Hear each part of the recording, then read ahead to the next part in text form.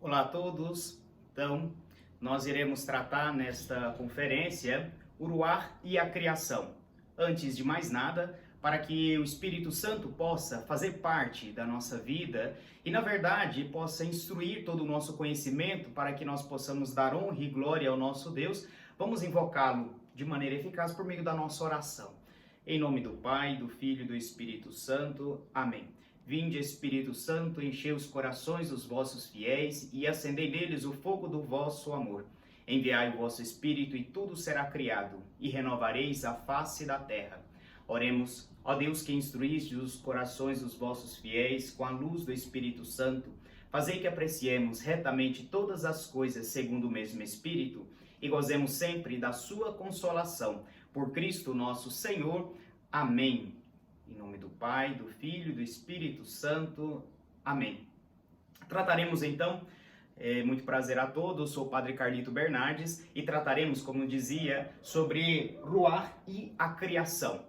A questão do nome Ruach, que é uma palavra hebraica, que nós vamos ver todo o seu sentido dentro da Sagrada Escritura e depois vamos ver a relação com a criação. Realmente esse Ruach, se é o Espírito Santo, como os judeus compreendiam, que maneira que eles escreviam na Sagrada Escritura, principalmente no Antigo Testamento, é o que nós iremos tratar nesta conferência, nesta palestra. Sobre a bibliografia, sobre o Ruach, se fala muito dentro dos escritos, entretanto, livros específicos sobre o Ruach, praticamente quase nós não temos, assim que procurei coletar alguns escritos e buscar saber o que realmente esses escritos estavam falando sobre o tema ao qual nós iremos tratar. Basicamente no português, se vocês procurarem Ruach em português, algum livro sobre isso, vocês vão encontrar do Padre Marcelo Rossi, mas é sobre culinária, não é nada sobre o Espírito Santo, sobre o Ruach do Espírito Santo. Entretanto, busquei fazer uma coletânea de tudo aquilo que se dizia sobre o Espírito Santo para tratar nesta conferência aqui para vocês. Em primeiro lugar, nós devemos entender que o que se fala da Sagrada Escritura, sobre a Sagrada Escritura, devemos entender o que é a Sagrada Escritura. É um instrumento de revelação.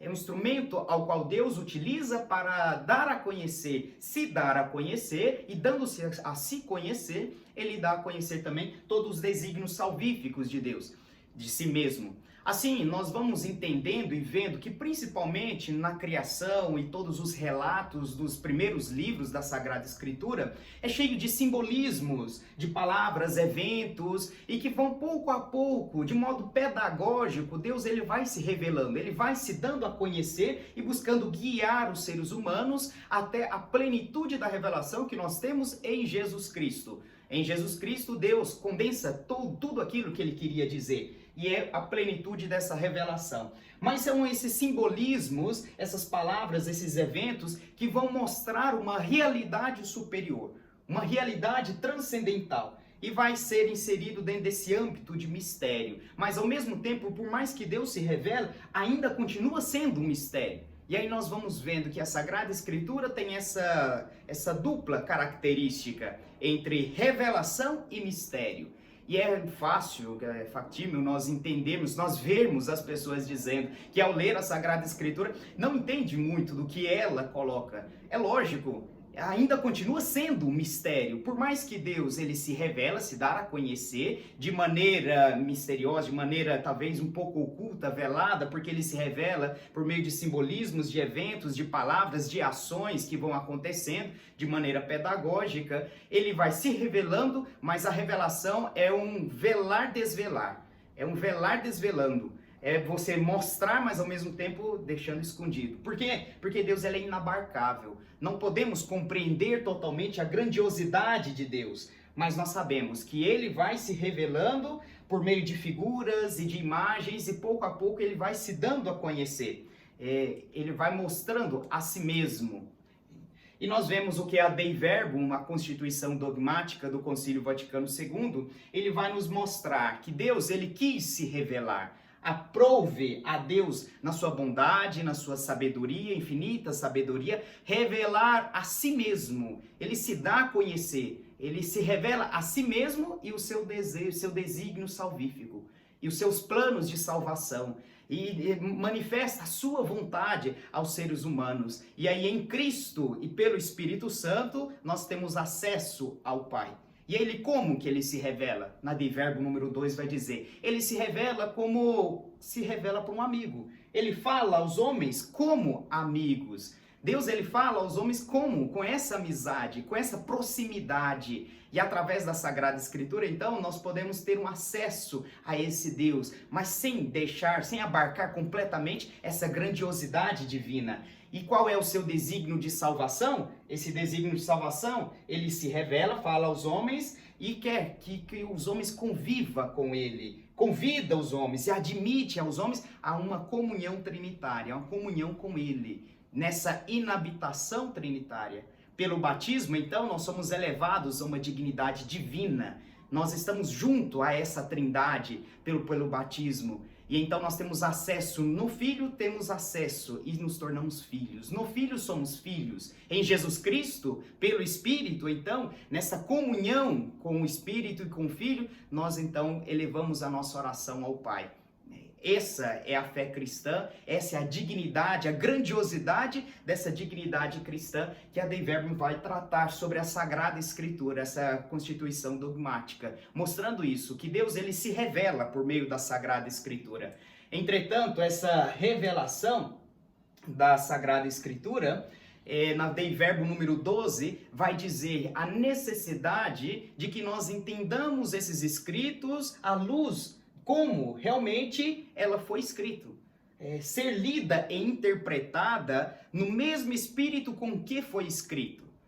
Aí a compreensão, o estudo da Sagrada Escritura, o voltar às línguas originais, tendo sempre essa percepção, essa atenção ao que o concílio vai dizer na unidade, o contexto, a unidade, a tradição da igreja e a analogia da fé. São esses critérios que o concílio, que a Dei Verbum vai tratar, vai dizer, vai mostrar e apresentar para os cristãos, para que nós tenhamos essa consciência de interpretar a Sagrada Escritura dentro desse contexto da unidade, da total Escritura, também dentro de uma tradição ao qual ela é inserida e também dentro de uma analogia da fé, que não trata, não cabe a nós talvez destrincharmos todos esses critérios, apresentando exemplos e talvez até explicando melhor, mas apenas dizendo que ao ler a Sagrada Escritura, ao tratar da Sagrada Escritura, nós devemos então levar em consideração o que a Dei Verbum vai estar dizendo, vai estar propondo para nós.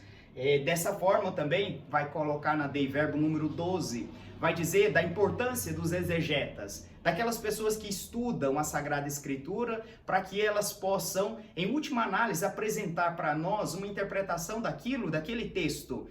Como foi escrito, à luz de que época que foi escrito, quais são as circunstâncias que o povo estava vivendo naquela época, a qual foi escrito a Sagrada Escritura, e dessa forma possa apresentar. Os exegetas, ele não tem, aqueles que estudam os biblistas, não tem, em última análise, um ponto final, senão que, segundo a fé, eles apresentam o seu estudo à igreja, porque bem como está dizendo na Dei Verbum número 12, está sujeito a juízo em última instância da igreja, porque a igreja, ela é que deve guardar, interpretar e dar a conhecer a Sagrada Escritura. Dessa maneira, nós vamos entendendo, então, que a revelação do ser e da ação do Espírito Santo mostra como os autores bíblicos exprimiram a presença de Deus em sua criação, servindo-se, então, de palavras singelas. Aí nós vamos, então, dessa maneira, com esta introdução, nós vamos adentrando já esse estudo do Espírito Santo. Porque se nós vamos tratar da Ruach na criação, se esse é o nosso tema, nós devemos entender que o Ruach, essa palavra em hebraico, que expressa um sentido específico dentro da Sagrada Escritura no Antigo Testamento, é apenas uma prefiguração, é uma figura do Espírito Santo. E principalmente nesse congresso pneumatológico, tratar da Ruach é porque a igreja em si compreende, desde os padres da igreja, compreende a presença desse Espírito Santo, dessa personificação do Espírito Santo, nessa palavra Ruach, a qual quer expressar tanto o mistério como a ação divina dentro da criação. É importantíssimo, então, compreendermos como que a igreja vê a Sagrada Escritura, como que a igreja vê os biblistas e os exegetas nesse esforço por interpretar cada vez mais, conhecer cada vez mais a palavra de Deus, para depois apresentar. A igreja, ela rumina e depois ela apresenta a Sagrada Escritura para o povo de Deus, para os seus fiéis. E como toda a linguagem, que a partir de uma experiência cotidiana, nós não falamos aquilo que talvez nós não conhecemos, ou talvez que nos foge da realidade. Toda a nossa linguagem, ela parte de uma experiência cotidiana, de uma experiência histórica da nossa vida. Então nós vamos entendendo que há várias vezes que vai apresentando a palavra ruach, ela é inserida, ela é abarcada, ela é abraçada dentro de uma experiência daquele povo de Israel, segundo a concepção que elas estavam falando. E vamos vendo que ela está impregnada, essa palavra, de experiências, de novas experiências, que a partir, porque a Sagrada Escritura não foi escrito, né, de uma vez por outra, um sentou e escreveu, senão que a Sagrada Escritura, ela, durante a história, ela foi sendo redatada, redigida, foi mostrando esse Deus que vai se revelando com palavras e ações diante do seu povo, e vai se dando a conhecer e mostrando qual é o projeto de salvação para o seu povo. E dentro dessa história, várias vezes quando se trata da palavra ruach, ela está impregnada de experiências novas e de experiências que talvez até são contraditórias dentro do conceito de ruach. E que nós vamos então compreender isso daí, nós vamos entendendo dessa forma, em primeiro lugar estudando a palavra em si, a palavra ruach, que é importante, em primeiro lugar, que nós vamos estar tratando a palavra ruach. Para que nós entendamos, apenas como também uma introdução a esse tema de etimológico da palavra ruach, nós devemos ver que é muito interessante as traduções que ruach, no hebraico, nos escritos principalmente, basicamente, do Antigo Testamento, ruach, vem designando esse sopro, esse vento, que nós vamos ver o que significa depois, mas depois na Septuaginta, na tradução ao grego do Antigo Testamento, né, do hebraico ao grego, colocaram topneuma, que significa espírito, e depois na Vulgata, no latim, colocaram como espíritos. Vejamos que diferença tem essa questão linguística. Em primeiro lugar, trazer a questão do gênero, que é muito interessante. Enquanto que ruach é uma palavra feminina no hebraico, já topneuma é uma palavra neutra. E depois, espíritos é uma palavra masculina.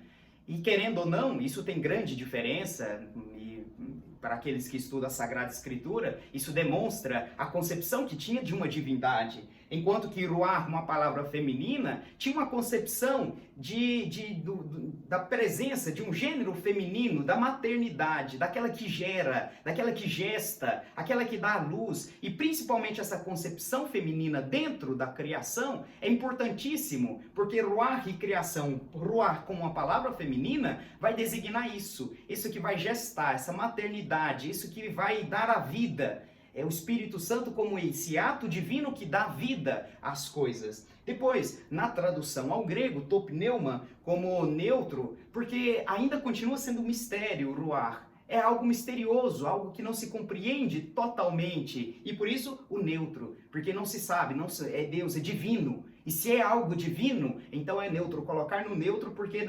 para mostrar essa presença do mistério dentro da divindade. E depois, já no latim, já coloca espíritos, mostrando talvez uma conexão com Jesus Cristo. E mostrando talvez essa paternidade, esse Deus que cria, esse Deus que é Pai, esse Deus que se preocupa, esse Deus que consola, e principalmente a ideia de Consolador do Espírito Santo, a ideia daquele que está presente, protetor, aquele que guia, aquele que ilumina a mente com sua luz e tudo, como esse Pai que vai pouco a pouco guiando os seus filhos. A ideia desse masculino do latim, espíritos. Vejam só como a questão linguística tem a sua grande importância. Ruach, nós vemos então no primeiro versículo, em primeiro lugar, onde apresenta esta palavra. No primeiro versículo, então, nós temos que o autor vai dizer: no princípio, Deus criou o céu e a terra. Cobriram o abismo e o Espírito de Deus pairava sobre as águas. Então aqui nós vemos o Espírito de Deus. No primeiro versículo já da Sagrada Escritura, já vai estar colocando, já coloca isso, né? O Espírito de Deus pairava sobre as águas. Esse Espírito trata de ruar. Agora vamos ver, qual é o sentido? O que é isso, ruar?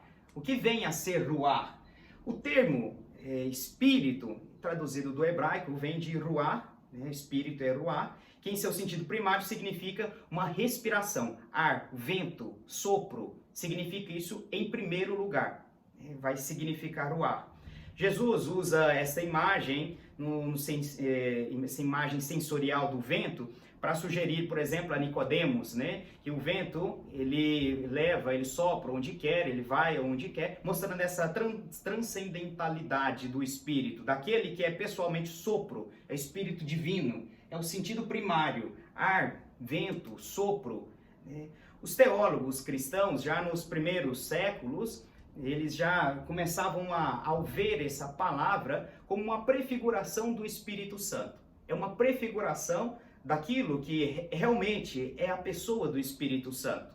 Eles veem então como uma referência a esse Espírito. Esta senhora Lea Sestieri, ele vai escrever num dos seus artigos, As Raízes Judaicas do Espírito Santo, vai dizer o seguinte, muito interessante.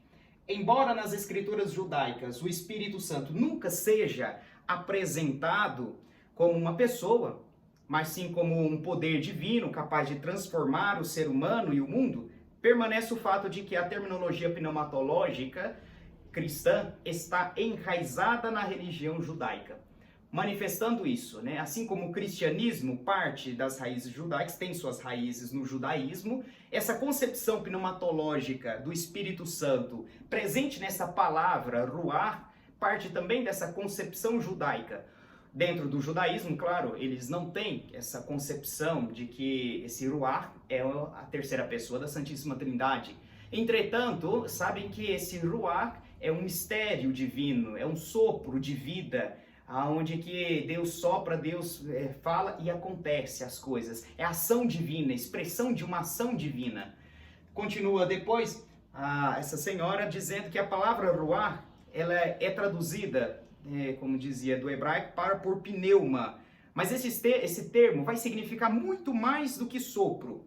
Alguns especialistas desta língua semítica, eles vão encontrar algumas raízes de algumas palavras na raiz da palavra ruar. E o significado, então, eles vão estar apresentando dentro dessa raiz de ruar, espaço, distância, talvez mesmo no significado de vazio, dentro mesmo dessa palavra. Tem essas concepções terminológicas dentro da raiz de uma palavra ruar, eles vão encontrando essas outras formas, vão encontrando esses outros significados de espaço, de distância, de vazio. E desta raiz, principalmente, vão ter dois nomes específicos, né? Em primeiro lugar, vai designar um espaço perfumado, odor, né? E o outro significado é um espaço neutro, impalpável, uma atmosfera exterior ao homem.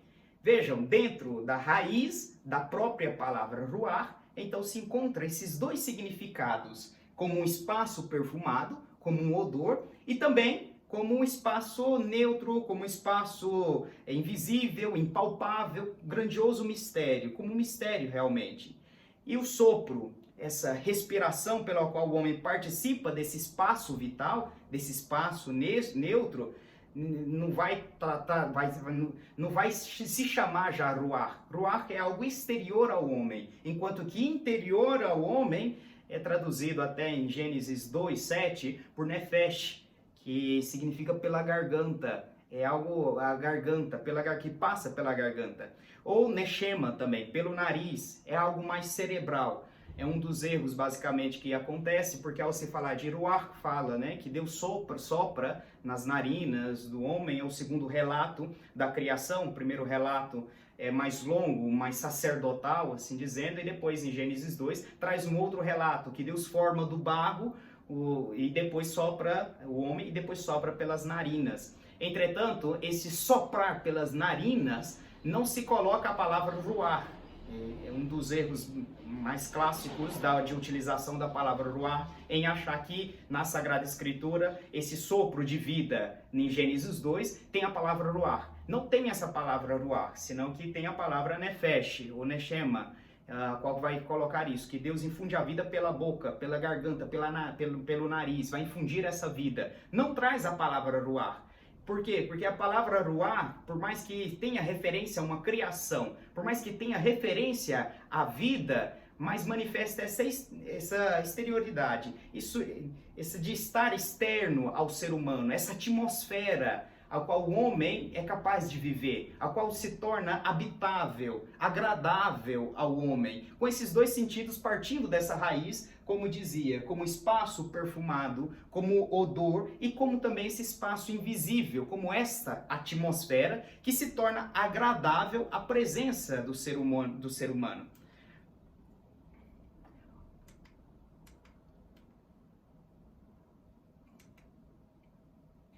Esse vento, esta atmosfera, ela é envolvida de mistério e com muitos até aspectos, por exemplo, calma, uma calma, algo leve, uma brisa leve e não violenta. Isso tem alguns aspectos desta ruar, que é traduzida por vento, como respiração e tudo, e esse aspecto desse vento, ela é trazida também dentro da Sagrada Escritura. Os babilônios, por exemplo, dentro daquele ambiente semítico, daquela região, eles vão distinguir entre um vento violento e perigoso, chamado Charon, que às vezes até eles divinizam esse vento, esse fenômeno, e também o vento brando e refrescante, que é o Sakiko, né? Os israelitas, eles também vão saber distinguir entre esse ruar silenciosa que roça a pele, como vai estar apresentando o profeta Joel, como também violenta, essa ruar violenta que fende as montanhas e quebra os rochedos, presente no livro dos Reis e outros lugares também, mas mostrando esses aspectos dessa ruar, esse aspecto próprio da palavra ruar, que pode ser calma, como também pode ser violenta. Significando esse ato externo, esse espaço vital que Deus possui e que o homem vai participar também desse espaço vital, como o modo em que a pessoa vai exprimir o seu modo de vida, é o lugar onde que ele vai expressando pouco a pouco o seu modo de vida dentro desse espaço vital. E aí nós vamos entrando dentro de outra característica da ruar, que são os temperamentos. O homem, ele vai demonstrando o seu temperamento com sua respiração. Com o seu respirar, vai mostrando então o seu temperamento. E vai vendo que o soprar muito ou pouco, ou enfático ou não, vai mostrar então o seu temperamento, o seu caráter. E dentro da Sagrada Escritura, a palavra ruar vai fazer referência não apenas a uma obra criadora de Deus, mas vai fazendo referência aos temperamentos até do ser humano. E nós vemos, por exemplo, quando apresenta falho de ruar, quando coloca na Sagrada Escritura, que quer dizer impaciente, impulsivo, está presente nos Provérbios 14. Depois cheio de ruar, que quer dizer orgulhoso, porque está cheio de ar, fica grande, orgulhoso. E tem pouco ruar, quando tem pouco ruar, significa humilde. Então veja como que a palavra ruar vai adquirindo alguns sentidos, algumas características dentro da Sagrada Escritura, que às vezes nos confundem muito. Depois, farto de ruar, dispõe de muito tempo. Carente de ruar, aquele que é angustiado. Rude de ruar, né? Quando as pessoas... quando as palavras ouvidas não tocam as pessoas. Frio de ruar, quando não participam de uma excitação coletiva, está em Provérbios também. Depois extinta, quebrada, pulverizada de ruar, que significa uma pessoa em depressão, que não tem esse ruar, né? Não tem esse vento, está meio cabisbaixo, tristonho.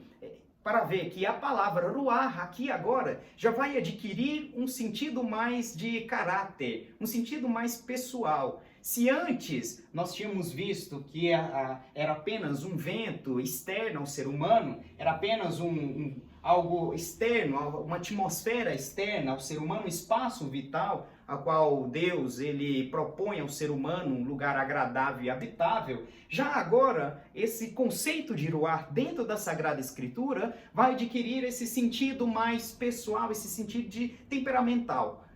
Segundo o que o homem ele vai manifestando com a palavra ruach, segundo a sua característica de ar, segundo o seu modo de respirar. Aí nós vemos esses diversos sentidos da palavra ruach na Sagrada Escritura. E voltando um pouco, relembrando o que eu tinha dito, que a palavra em si, ela ganha conotações quando ela vai passando pelo tempo, dentro de uma história, segundo as circunstâncias que o povo de Israel estaria vivendo. Como que eles estariam vivendo, como que eles estariam trabalhando, quais eram as circunstâncias que estavam ali naquela época, e a palavra então ela vai adquirindo algumas conotações diferentes. Dessa forma, nós podemos até catalogar os 5 sentidos da palavra ruach dentro da Sagrada Escritura. Nós temos em primeiro lugar uma força vital, que é concedido de modo especial aos chefes de Israel, aqueles que irão guiar o povo até chegar no Messias, e até o próprio Messias, ele será cheio, pleno desse Espírito. Então, uma força vital. Dentro também dessa força vital, nós podemos colocar a questão da criação, onde que Deus ele infunde o seu Espírito, ele cria as coisas por meio do seu Espírito, né? Vai atuando, é atuante na criação. Força vital. Dentro também dessa palavra tem um sentido psicológico, que é justamente referente a esses temperamentos, principalmente na corrente sapiencial, eles vão tratar basicamente com isso, e vai expressar esses temperamentos humanos. Depois tem um sentido físico, de um vento, de uma brisa, em vários momentos, né? Quando as codornizes vêm do mar, é trazido por um vento impetuoso também, que sopra e leva, né? Mas manifesta essa providência divina. Deus age com o seu espírito, com a ruach, ele age com a ruach. E também tem um sentido cósmico, que são os 4 pontos cardeais, é toda a criação, é a atmosfera. Em Ezequiel vai estar dizendo as 4 ruach do mundo, manifestando esses pontos cardeais. Toda a criação, tudo aquilo que existe, tem presença desse Espírito, faz parte o Espírito Santo, faz parte a ruach. E depois também tem um sentido teológico. Dentro desse sentido teológico, nós podemos caracterizar ou catalogar de 2 formas, um sentido positivo e um sentido negativo. Enquanto que o sentido positivo é esse ruach de Yahvé, esse Espírito de Deus, que leva e guia, mostra, ilumina, faz conhecer de um modo positivo. Também a ruach tem um sentido negativo. Por exemplo, o espírito maligno de Saul, também o espírito ao qual é referido em Jó. E dessa forma nós temos essas duas características, o negativo e o sentido positivo dentro dessa concepção teológica da palavra ruach. O catecismo da Igreja Católica, convém talvez nós tratarmos sobre essa palavra ruach, que vai dizer o seguinte, que a palavra de Deus e o seu Espírito estão na origem do ser e da vida de toda criatura. Está na origem, e fazendo referência a esse estar na origem de toda a criação, nós podemos ver que Deus ele cria com a sua palavra. A palavra em si, quando se fala, quando é dita, ela faz uso do ar. A gente não fala, nós não falamos, se nós não respirarmos, se não tiver ar. Quando se fala, se respira, solta, sopra. E aí então o Pai, ele fala essa palavra, ao falar essa palavra, que é o verbo encarnado, palavra é o Filho, expressão e figura do Filho, a palavra. E ao mesmo tempo que ele fala de um modo velado, já junto a esta palavra está o ar, está o vento, está o ruach, está o Espírito. E aí nós vemos então no ato da criação a presença da Santíssima Trindade. E de modo oculto e invisível e até velado e misterioso, a presença do Espírito Santo, dessa ruach, desse sopro. Então, desde a criação, da origem do ser, de toda a vida, está presente o Espírito Santo. É o próprio Espírito Santo que ele faz reinar, ele santifica, ele anima a criação, porque ele é Deus consubstancial ao Pai e ao Filho. Pertence-lhe então o poder sobre a vida, porque sendo Deus então guarda a criação no Pai pelo Filho. Essa presença do Espírito Santo na criação, trazida pelo catecismo da Igreja Católica, ao qual vai corroborar o que nós estamos falando, dessa questão, dessa presença do Espírito Santo na criação e a concepção que a Igreja tem de um modo positivo, teológico positivo, desse Espírito, desse Ruach de Yahvé. Estávamos falando dessa maneira etimológica do Espírito Santo e no sentido teológico colocamos o sentido negativo e positivo. A igreja, sempre ao olhar a palavra Ruach, interpretando, segundo a tradição e a unidade da Sagrada Escritura, sempre vê, né, nessa palavra a presença, a figura do Espírito Santo presente já na criação. Esse é o sentido que a igreja utiliza, mesmo sabendo interpretar cada ponto, cada escrito. Nós temos que utilizar esses critérios, esses diferentes sentidos da palavra Ruach, para que nós possamos, ao ler a Sagrada Escritura, saber, olha, aqui está falando desse sentido, aqui não é esse sentido. Quando nós tratamos de Ruach e a criação, nós então queremos mostrar isso, que estamos tratando desde uma concepção teológica, interpretando o sentido de Ruach como o sentido desse Espírito Divino ao qual cria, infunde vida, a qual guarda, guia, a qual está presente em toda a criação. Também cabe ressaltar que essa palavra Ruach, até o nosso tema, o Ruach e a criação, está um pouco errado, porque deveria ser a Ruach e a criação, porque é uma palavra feminina, a palavra Ruach, como tinha dito antes, e isso evoca essa presença feminina da palavra em si, evoca a um sentido diferente. Seria o Ruach de Yahvé, o Ruach de Deus, pairava sobre as águas. Trata-se de uma bela imagem da matriz ou do útero originário, que fecunda, esse útero originário fecundo de tudo quanto existe. Tudo é amorosamente gestado, acolhido, fecundado, carregado sobre um grande ventre cósmico, de que podemos então chamar divino e podemos chamar de Deus. Então tudo vai gestando, vai, né, em Deus mesmo, vai gestando, vai amorosamente, vai sendo esperado até culminar nessa criação. Então, a palavra Ruach, dentro desse sentido feminino, alguns biblistas olham dentro dessa maneira de conceber a Deus como um ventre cósmico, um grande ventre cósmico materno, a qual pouco a pouco toda a criação vai sendo gestada e depois vai confluir nessa criação. Além de tudo, também, essa palavra como significado alento, sopro, vento, respiração, força, fogo, também tem esse sentido de maternidade. Evoca essa maternidade divina. Que Deus, por mais que ele é pai, que protege, cria, educa, ele também é mãe. Que carinhosamente ele abraça, ele acolhe, ele consola, e ele explica e ele espera. De maneira pedagógica, guia os seres humanos, né? Fala também dessa maternidade dentro dessa palavra Ruach, que é uma palavra feminina, parece que evoca esse sentido, além de alento, além de sopro, vento, esse sentido de maternidade e de ternura, uma vitalidade e ao mesmo tempo uma carícia divina. Seu calor gera harmonia no caos, realça a beleza e a originalidade de cada criatura, dando então a cada um seu lugar, o espaço que necessita para potencializar seu ser.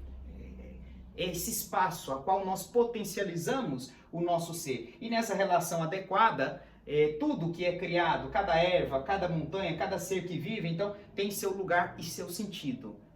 Junto a essa Ruach, nós ganhamos vida e temos capacidade de potencializar, de crescer e de louvar, de servir a Deus dentro dessa vitalidade proposta por Deus dentro dessa palavra Ruach. Agora nós iremos ver Ruach na criação. vimos em primeiro lugar a questão etimológica da palavra ruar, e agora vamos ver então a ruar na criação.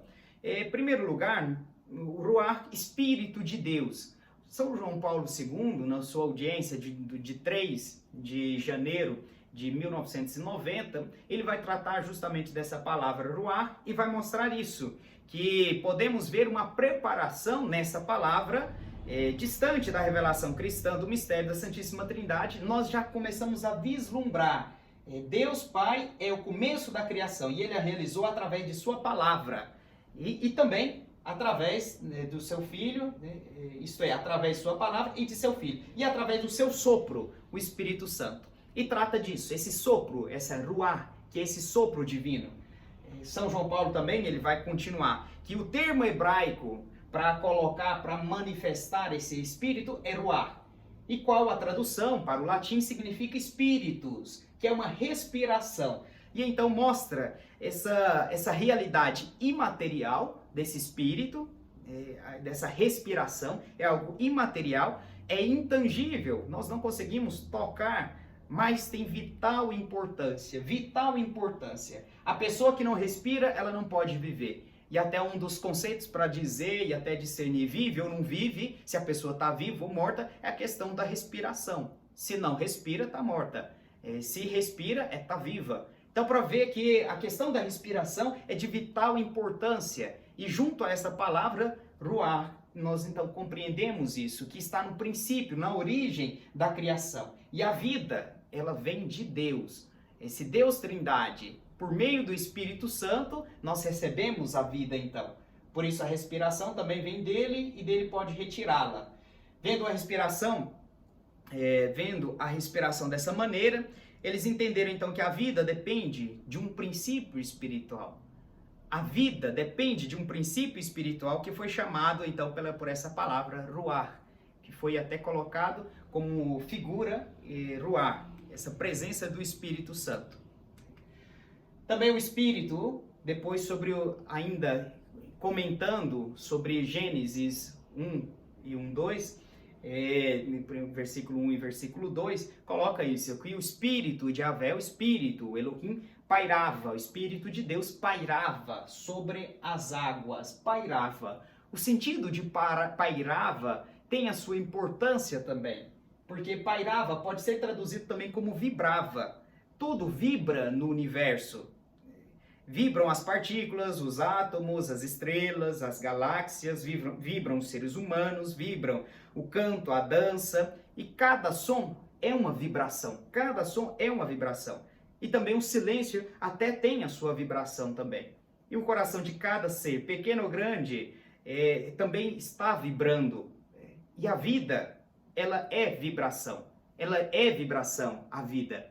Aí vemos então essa concepção de ruar, essa concepção que nós vimos etimologicamente, os seus sentidos, e agora basicamente em Gênesis 1, nós vemos então que esse Espírito de Deus, ele pairava sobre as águas. Se antes já o próprio nome, a própria etimologia de ruar já incluía essa ideia de respiração de vento e de vida, agora na continuidade, ele pairava sobre as águas. O sentido do pairar significa que ele vibrava, ele fazia viver. As águas, quando elas estão paradas, elas apodrecem. Assim também, a nossa vida, se é parada, apodrece, morre. É necessário vibrar, é um vibrato. Até no sentido espiritual, nós podemos colocar isso e até apresentar dessa forma. Que a vida espiritual, que não é dinâmica, que não tem um dinamismo de oração, de vida, de comunhão, de Santa Missa e etc., então é parada. É algo parado. E pouco a pouco, então, nós vamos vendo a fé se definhando. Por quê? Porque o Espírito Santo, a presença do Espírito Santo vibra, faz vibrar. É uma das suas ações. Esse vibrar com sentido de vida. Quando alguém morre, por exemplo, está quase morrendo lá, pega justamente aquele choque para dar aquele vibrato para voltar à vida. O Espírito Santo, o ruar, pairava sobre as águas, vibrava aquelas águas, e nesse vibrato então vai gerando vida, vai infundindo vida nesse vibrato, vai vibrando, e nós vamos vendo então que todas as coisas existentes é fruto desse vibrato, desse ruar. é vibrato do Espírito Santo. Esse Espírito Santo pairava sobre as águas, vai se tornar então essa imagem dessa vibração divina que habita e se move no coração de tudo quanto existe. Habita e move o coração. E o Espírito Santo, então, nós podemos dizer que é a respiração universal. O Espírito Santo é a respiração universal. O Espírito Santo como aquele que infunde a vida, a qual guia, a qual consola, exorta, motiva, anima, esse Espírito Santo. Na presença, desde a criação, que vai levando adiante para crescer, fazendo crescer nesse espaço, nessa vitalidade, nesse espaço vital. E tudo então é energia, é movimento, relação, e daí brotam maravilhosamente todas as formas de todos os seres, né? Como de uma misteriosa matriz materna. Vai brotando tudo, todas as coisas vão nascendo dentro desse projeto divino. E o Espírito Santo como essa ação divina, a qual vai tornando o ambiente propício para que haja crescimento, para que tenha um crescimento real. E o Espírito Santo, ele é Aruá, sempre está ali silenciosamente presente, como aquele que vincula e que une. Vincula, ele une, como uma tecedora, vai unindo, constante de redes que fazem crescer, como reparadora, vai reparando também de todos os tecidos que um dia se rasgaram e se separaram do pano único, de onde conflui todos os fios da vida. O Espírito Santo vai fazendo isso, vai reparando, vai tecendo, vai unindo. E aí esse projeto, esse desígnio de Deus, que nós chamamos de história da salvação, nós vemos constantemente a presença do Espírito Santo. Que ele vai guiando, ele vai tecendo, ele vai orientando, para que tudo vá se confluindo segundo a glória de Deus, segundo aquilo que Deus quer, segundo o seu projeto divino. Esse senhor Hildegard von Bingen dizia que o Espírito Santo é vida da vida de toda criatura. A vida da vida de toda criatura. Que realmente aquele que infunde a vida, que dá a vida, e que através dessa vida, dentro dessa concepção, quando se fala de vida, uma vida espiritual, porque às vezes hoje em dia, de uma maneira material, nós colocamos e apresentamos a vida como uma consequência da união de um homem e de uma mulher, mas não, a vida que nós falamos aqui é uma vida como consequência desse Espírito Santo, porque é Deus que infunde a vida. E dentro até da moral cristã, quando se fala de vida, não se fala apenas de uma maneira animalesca, não apenas de um encontro de espermatozoide e óvulos, senão que quando se fala de vida, vai além, fala de uma vida a qual é presença, é dom de Deus, é presença do Espírito Santo, é algo querido por Deus. E até dentro da concepção cristã, dentro da concepção cristã de fertilidade, de fecundidade e etc., sempre é orientado e tem como pressuposto e fundamento esta consciência de que a nossa vida parte de Deus e que a vida é um dom de Deus e não é apenas decisão do pai e da mãe e não é apenas consequência de uma aventura sexual, etc., senão que a vida é algo querido por Deus, é um dom divino. E por isso não se pode brincar com a vida, senão que deixar Deus ser Deus no meio matrimonial, no meio da sociedade, isso, e deixar Deus, que esse Deus guie, que esse Deus leve, que esse Deus mostre quais são os seus desígnios, seus sentidos, o que ele realmente quer. Aqueles que se deixam guiar pelo Espírito Santo, aqueles que recebem a vida pelo Espírito Santo, sabem muito bem ser abertos para deixar Deus ser Deus na sua vida. Aqueles que são guiados pelo Espírito Santo, eles então são levados, orientados para o reino de Deus. Os autores do Antigo Testamento, eles entendiam então que os fenômenos da natureza, eles eram resultados dessa ação direta de Deus, através de seu Espírito. Sempre relacionavam. Por exemplo, quando fala das cordonizes que vieram do mar, viam isso, a presença de Deus. O próprio Ruach está contido, tem toda a sua densidade teológica dessa presença, dessa ação divina. E todo esse fenômeno da natureza, então, eles relacionavam com essa criação, com esse Deus, essa ação direta de Deus, essa providência divina. Para o Antigo Testamento, É pelo Espírito que a vida é dada, mantida e redimida. É pelo Espírito. Dentro do Antigo Testamento tinha essa concepção. O Espírito de Deus, o Espírito de Yahvé, era aquele, o Ruach de Yahvé, era aquele, então, que guiava, aquele que mantinha, aquele que dava a vida, aquele que redimia, que salvava. Era esse Espírito. Até no próprio Gênesis, quando saem do Egito, perdão, no Êxodo, quando saem do Egito e vai para passar pelo Mar Vermelho, uma coluna de fogo que estava atrasando os egípcios. Essa coluna de fogo, então, era símbolo também desse Espírito, esse Espírito de Deus, esse fenômeno natural que eles relacionavam com esse Espírito de Deus, que é essa providência de Deus, né, que acontecia. Depois de nós vermos sobre o pairava, esse Espírito que pairava, nós vimos então sobre as águas, a criação. Olhando isso, a criação pairava sobre as águas. E tudo então, essa água era relacionada então com esse Espírito. Esse Espírito de Deus que paira sobre as águas, paira sobre a criação. Dá a sua vida, redime, santifica aquela vida. Esse Espírito sobre as águas, né? E quando aborda então sobre a ação do Espírito Santo, principalmente nesse Gênesis 1, nesse relato sacerdotal, que segundo os estudiosos exegetas foram escritos depois do concílio, depois do exílio da Babilônia, mais ou menos em 587 a 538, que foi esse exílio da Babilônia, 538, 532, que alguns colocam, alguns escritos apresentam. Depois da volta do exílio da Babilônia, foi quando compilaram ou escreveram o Gênesis, principalmente essa parte. A maioria dos exegetas estão de acordo com isso, entretanto, tem outros que não estão concordando, não concordam com essa data, com essa datação, para esse escrito de Gênesis 1. Mas a grande maioria trata isso e mostra isso, que se o povo, eles colocam por escrito aquilo que muitas vezes historicamente eles estão vivendo, o seu momento histórico. E era um momento de desordem, era um momento em que eles estavam no exílio da Babilônia, né? E aquela desorganização assustadora, então, eram antíteses da ordem que caracterizava a obra da criação.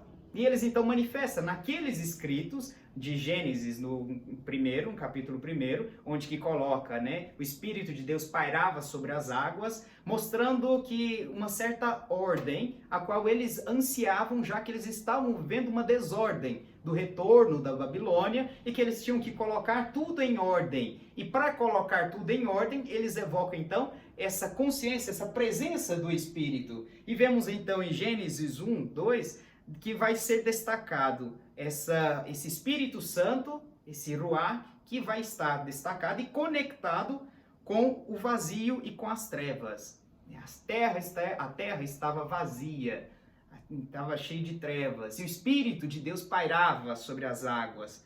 Ou seja, com a terrível situação de caos que existia naquela época, naquelas circunstâncias, que eles estavam voltando da Babilônia, eles transferiram isso e colocaram, apresentaram nos seus escritos do Gênesis, no primeiro capítulo, mostrando essa desordem e que o Espírito de Deus, ele vai pouco a pouco ordenando, ele vai colocar ordem nas coisas. Essa terrível situação de caos antes dessa palavra divina, e dar forma ordenada a todas as coisas. E aí vai ordenando pouco a pouco todas as coisas. Esse Espírito, ele tem como isso, tem como objetivo ordenar, separar as águas de cima das águas de baixo, separar a terra da água. Ele tem essa característica de separar as coisas, né? Ainda sobre esta criação, esse Ruach Elohim, então, vai apresentar referir-se a essa poderosa presença de Deus, movendo-se misteriosamente em forma de vento, pairando sobre a superfície da terra, pronto para efetivar a sua ação de criar, a sua ação criadora. Isso significa então que o caos não representa um limite para Deus, sobre Deus, o que Deus pode fazer, mas representa o âmbito do poder indefinido, desse incontido e disforme, maleável nas mãos do Criador, Mãos que são figuradas como vento, pronto para ação. Vejam só, que imagem mais bonita. Tudo era disforme. E Deus, pouco a pouco, vai modelando.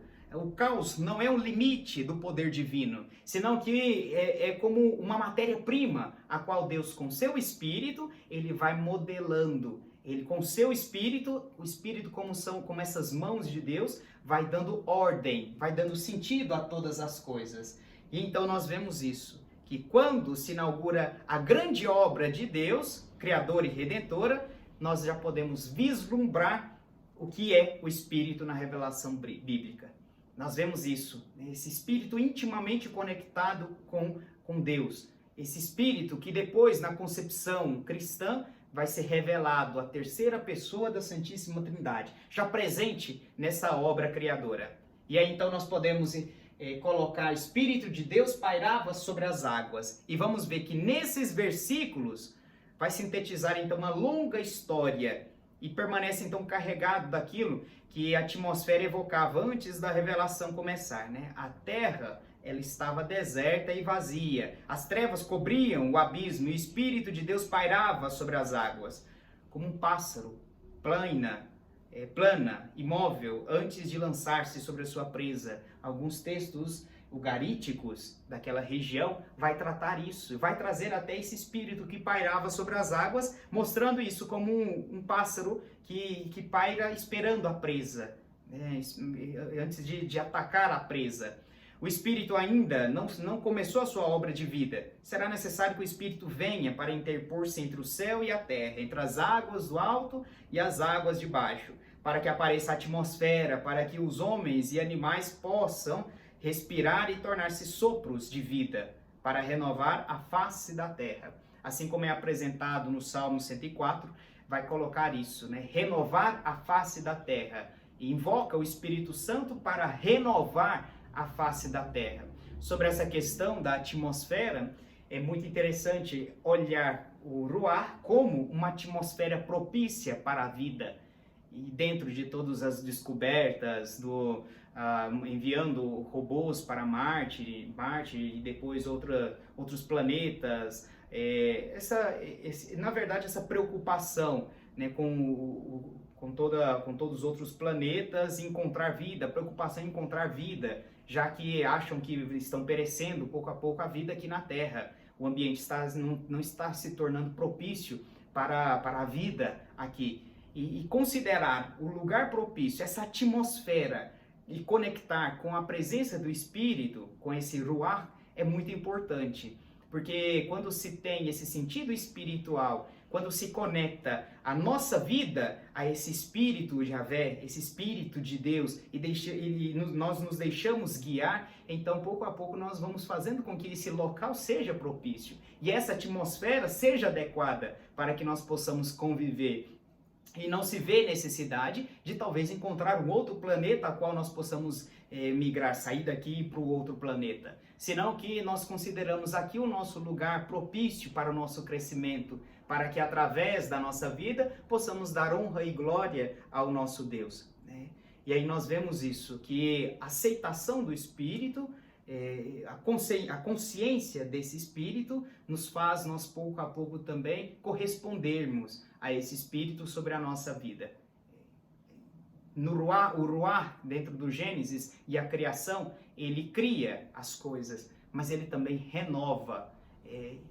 No Salmo 104 coloca para renovar, vinde Espírito Santo para renovar, enviai o teu Espírito, Senhor, e renovareis a face da terra. Renovar a face da terra. E dessa forma, então, nós vamos, como uma introdução aos próximos temas tratados nesse congresso, nós vamos ver, então, a Ruach e a nova criação. O que acontece uma nova criação. E está presente também, Ruach, nessa nova criação. Se esse Ruach de Javé, esse Espírito de Deus, está presente na criação no Gênesis, está presente também na nova criação. Porque em Cristo nós somos criados. Depois, até São Paulo vai estar colocando a presença do Espírito. Nós morremos para o homem velho e nascemos para um homem novo pelo batismo. E o projeto e a função do Espírito Santo, principalmente nas cartas de São Paulo, é fazer-nos identificar-nos com Cristo, nessa identificação, nessa santificação pessoal a qual todos nós somos chamados.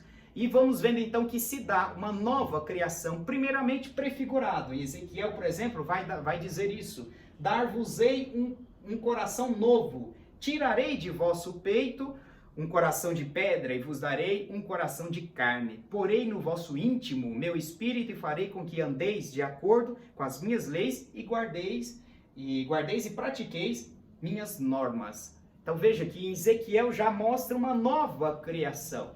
Já vai ansiando. Teve uma criação originária, mas tem uma nova criação, a qual vai pouco a pouco tomando parte dentro da Sagrada Escritura até culminar em Jesus Cristo.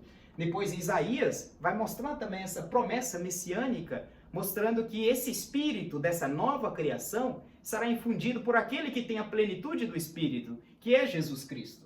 E vai dizer então Isaías, sobre ele, o Messias, repousará o espírito de Yahvé, espírito de sabedoria, de inteligência, espírito de conselho, de fortaleza, espírito de ciência e temor de Deus. Depois, Isaías 42, pus sobre ele, falando do servo sofredor, pus sobre ele meu espírito, ele trará o julgamento às nações. Isaías 61 vai estar dizendo isso: o espírito de Yahvé está sobre mim, que depois até a parte onde que Jesus coloca em Lucas 24, onde ele apresenta em Cafarnaum.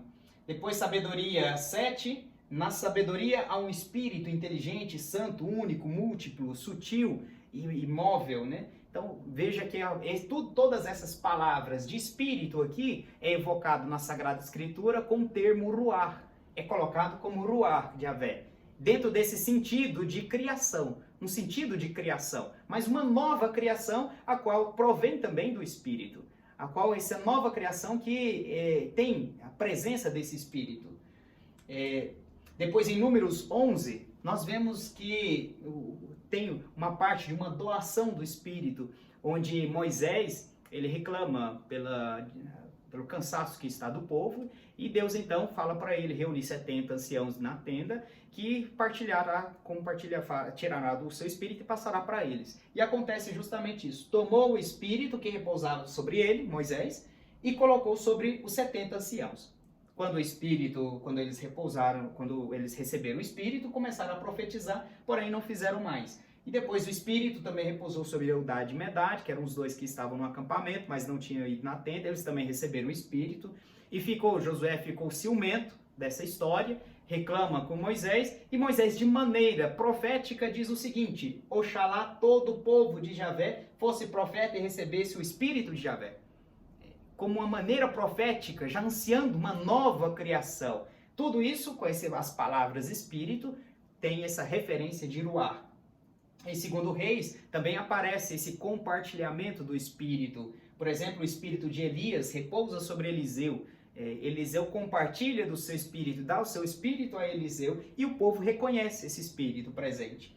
Em Joel 3, vai evocar quase o que colocar em Números 11, onde que ele vai apresentar: derramarei meu espírito, coloca as palavras na boca de Deus, derramarei meu espírito sobre todo o ser vivo. Vossos filhos e vossas filhas profetizarão, vossos anciãos terão sonhos e vossos jovens visões. Então já vai manifestando isso, esse desejo de uma nova criação infundida pelo Espírito Santo, pelo Messias, é a infusão do Espírito, a qual já na Sagrada Escritura vai encaminhando tudo isso. Depois nós vemos essa nova criação justamente apresentada nesse Messias. Por obra do Espírito, Maria ficou grávida, pela ação do Espírito, em Lucas 1 vai colocar. Depois em João 3, o discurso, na verdade é o diálogo de Jesus com Nicodemos, ele vai dizer o seguinte: quem não nasce da água e do Espírito não pode entrar no reino de Deus. O vento sopra onde quer, mostrando a liberdade divina, mas ao mesmo tempo mostrando a docilidade a qual todo cristão, todo aquele que nasce do Espírito deve ter, para deixar-se guiar pelo Espírito Santo, deixar-se guiar por aquilo que Deus quer. O vento sopra onde quer. Assim acontece com todo aquele que nasceu do Espírito, se deixa guiar por Deus, deixa Deus ser Deus na sua vida. João 20 vai colocar, vai apresentar: soprou sobre eles, os discípulos, e disse-lhes: recebei o Espírito Santo, a quem perdoardes os pecados lhes serão perdoados, e aqueles a quem não perdoardes lhes serão retidos. Então sopra, vejam só, sopra. E olha o conceito de ruá, que é sopro, e juntamente conectado com o conceito de Espírito Santo, com essa ação divina. E Jesus, então, ele sopra sobre aqueles discípulos e diz, recebei o Espírito Santo. Esse ato de soprar manifesta essa vitalidade, infunde essa vida naqueles discípulos, que depois é confirmado em Atos 2, onde vai dizer em Pentecostes, veio do céu um ruído semelhante ao soprar de um impetuoso vendaval. Um ruído, vem do céu um sopro, um vento, veio do céu agora. Aquele sopro de Jesus sobre os seus discípulos continua sendo aquele sopro divino, daquele vento que passa em Pentecostes sobre o cenáculo, entra com as portas fechadas e então aqueles discípulos ficam plenos, cheios do Espírito Santo. Todos eles ficam cheios do Espírito Santo. Esta é a nova criação. Em Cristo Jesus, todos nós nascemos para uma vida nova e em Cristo Jesus, pelo Espírito, nós podemos glorificar ao nosso Pai. Dessa forma, para terminar a nossa palestra, a nossa conferência sobre Ruach e a criação, nós queremos fazer com que toda a nossa vida seja orientada ao Senhor, ter a docilidade do Espírito Santo para que realmente ele possa renovar a face da nossa vida, renovar a nossa terra, a nossa existência, para deixarmos então Deus ser Deus no nosso existir. Glória ao Pai, ao Filho e ao Espírito Santo, como era no princípio, agora e sempre. Amém. Que desça a bênção do Deus Todo-Poderoso, Ele que é Pai, Filho e Espírito Santo. Amém.